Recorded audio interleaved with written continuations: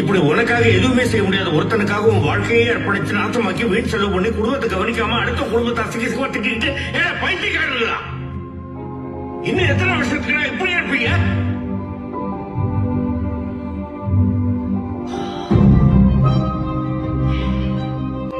நாம இப்படி இருக்கிறதுக்கு என்ன காரணம் தெரியுமா? அடிமத்தனம். நமக்கு எப்பவுமே எவனுக்காவது அடிமையா இருக்கணும்.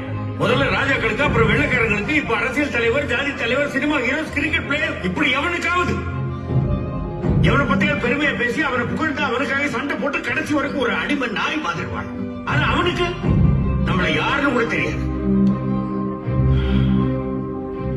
என்ன தெரியாம தான் கேக்குறேன். நாம காசு கொடுத்து படம் பார்க்கறதுனால தானே அவன் அந்த நிலைமையில இருக்கான். அப்ப யார் முதலாளி? நாம தானே. நாம வேகாத வெயில நின்றுட்டு இருப்போம். அவன் ஏசி கார்ல நாய பக்கத்துல உட்கார வச்சு கட்டி பிடிச்சுக்கிட்டு உன்னை நாயை விட கேவலமா மதித்து பார்க்காத மாதிரி போய்கிட்டே இருப்பான். நீ அவன் காருக்கு பின்னாடி வாழ்க வாழ்க வாழ்கன்னு கையை தட்டிக்கிட்டே ஓடுவ.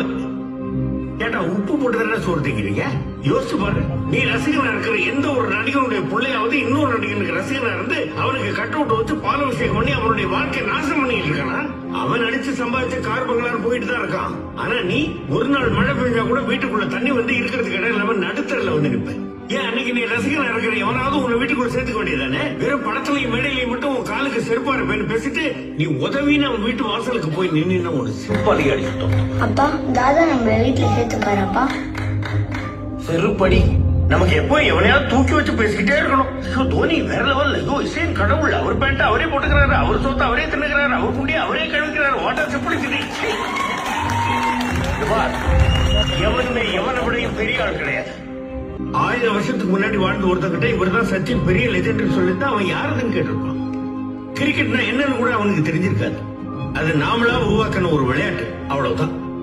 அப்படி நாமளா உருவாக்குற விளையாட்டை ஒருத்தர் நல்லா விளையாடுறான்னா அவன் அந்த விளையாட்டை நல்லா விளையாடுறான், அவ்வளவுதான்.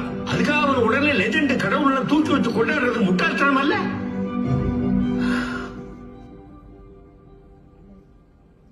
ஒருத்தன் உசுர ஒருத்தன் காப்பாத்தனா அவ ஹீரோ.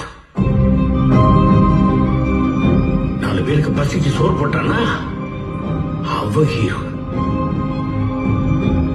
தான் படிக்கலைனாலும் 10 பிள்ளைங்க படிக்கிறதுக்கு பள்ளிக்கூடத்தை கட்டினா அவ ஹீரோ. மத்ததெல்லாம் ஒண்ணு இல்ல.